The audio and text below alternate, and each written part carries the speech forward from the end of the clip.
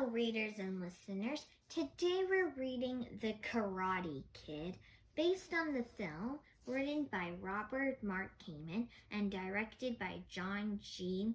AVILDSEN, illustrated by Kim Smith.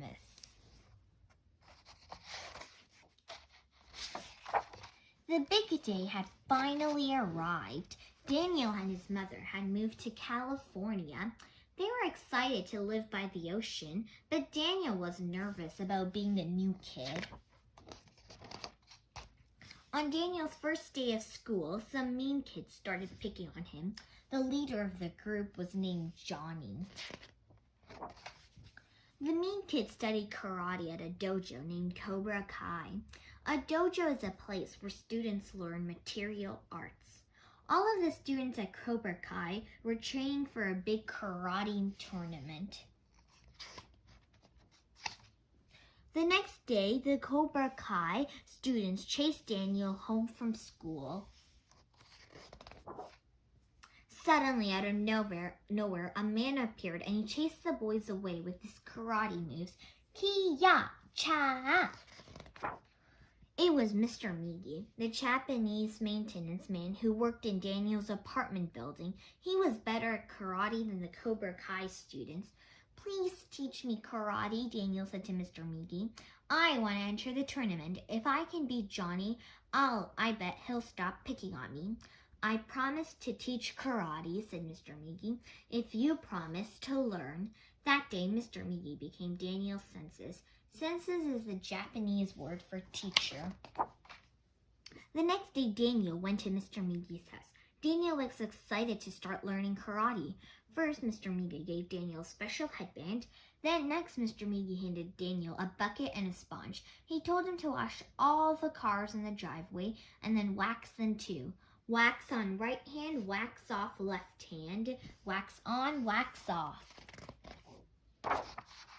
Daniel worked very hard all day. He worked until the sun went down.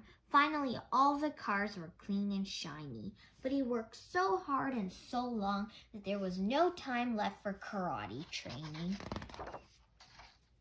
The next morning, Mr. Miyagi handed Daniel 2 sanders. Right circle, left circle. Breathe in, breathe out.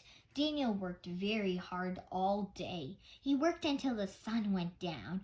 Finally, the deck was smooth, but he worked so hard and so long that there was no time left for karate training. Daniel woke up excited. Maybe today Mr. Miyagi would finally teach him karate. Instead, Mr. Miyagi gave Daniel a can of paint and a paintbrush. Long strokes, up and down. Don't forget to bend your knees. Daniel worked very hard all day. He worked until the sun went down. Finally, the house was painted, but Daniel was frustrated. He wanted to learn karate, not do chores all day. When Mr. Miyagi came home, Daniel said, I'm tired of doing chores. Why don't you teach me karate? I haven't learned anything. You've learned plenty. Show me how you wax the cars. Daniel showed him how, and he blocked Mr. Miyagi's punch. Show me how you sanded the deck. Daniel showed him how, and he blocked Mr. Miyagi's kick. Show me how you painted the house. Daniel showed him how, and he blocked Mr. Miyagi's strike. Daniel couldn't believe it. The whole time he thought he was doing chores, he had actually been learning karate moves and getting stronger every day. The tournament was coming up, and Daniel was practicing very hard. Mr. Miyagi taught him how to balance by staying upright in the ocean waves. Balance is key. Balance good, karate good. Everything good. Mr. Miyagi taught him a special move called the crane kick, which Daniel practiced while balancing on the edge of a boat. He also taught Daniel that karate wasn't about fighting. It was about balance and discipline, both in the body and in the mind.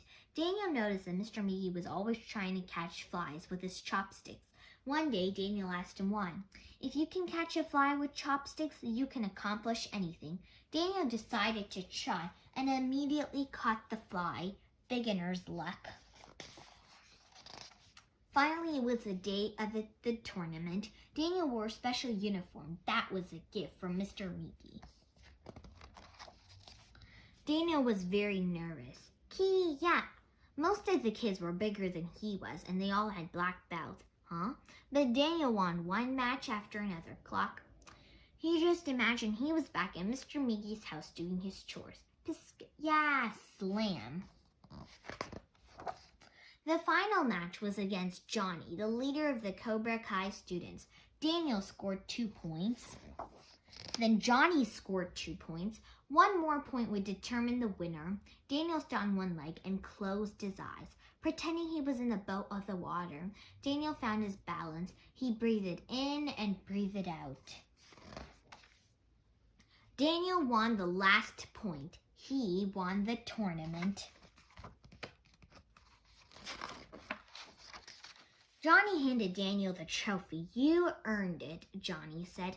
I couldn't have done it without my senses, Daniel said. The end.